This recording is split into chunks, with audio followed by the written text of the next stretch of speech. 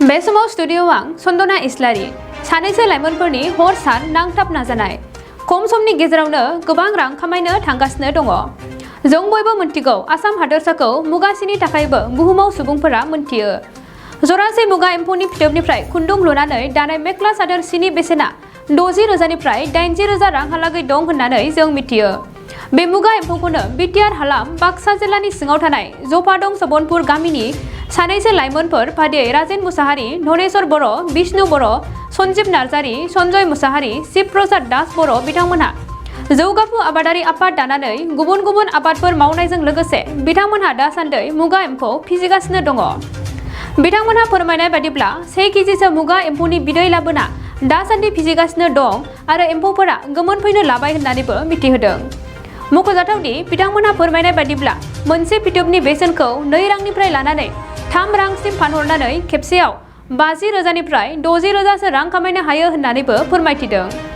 बाक्सा मसलपुरनिफ्राय दिबाजुराम गयारिनि खौरां। 1 किल' बिदै लाबोदोंमोन अक्ट'बरनि 2 थारिखआव हगारदों। बेनिफ्राय नै दिनैसिम 28 थारिखआव माने गोमोन फैबाय। गोमोन फैनानै दा जों हमगासिनो मथा मथि सानथाम जाबाय।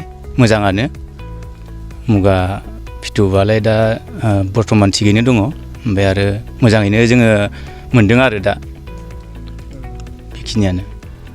आगोलफ्राव मावखायोमोन? आगोलाव मावखांबाय मावनायालाय मथा मथि जोङो मावनाया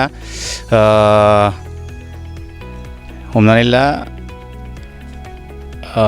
10-11 बोसोरसो जाबाय आरो जेनेबा जोङो बेनिफ्राय जेरैबायदि लाब मोननांगौ मोनदोंआनो बेखिनिया आरो। नोंथांमोना बे बिदैखौ बबेनिफ्राय लाबोनाय जादों?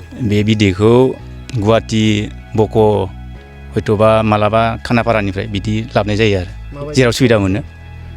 माबायदि प्रफिट जायो?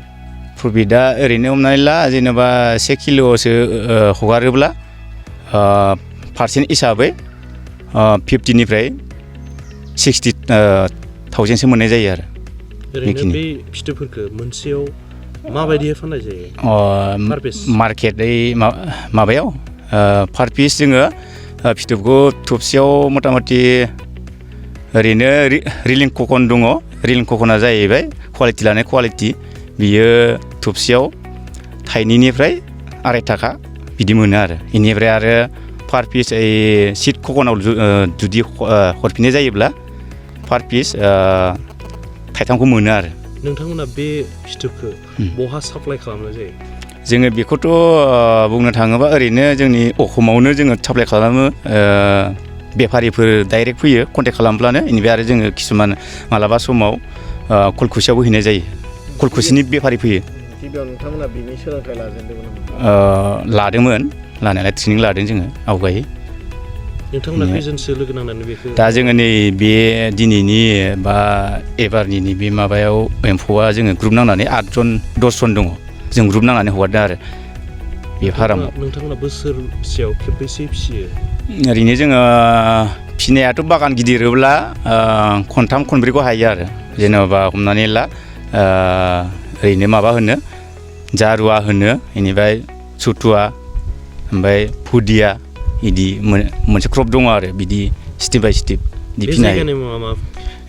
बे जायगानि मुङा ओरैनो माबा होनो जफादं फाराम। बियो जफादं फाराम। जिल्लाया बाक्सा।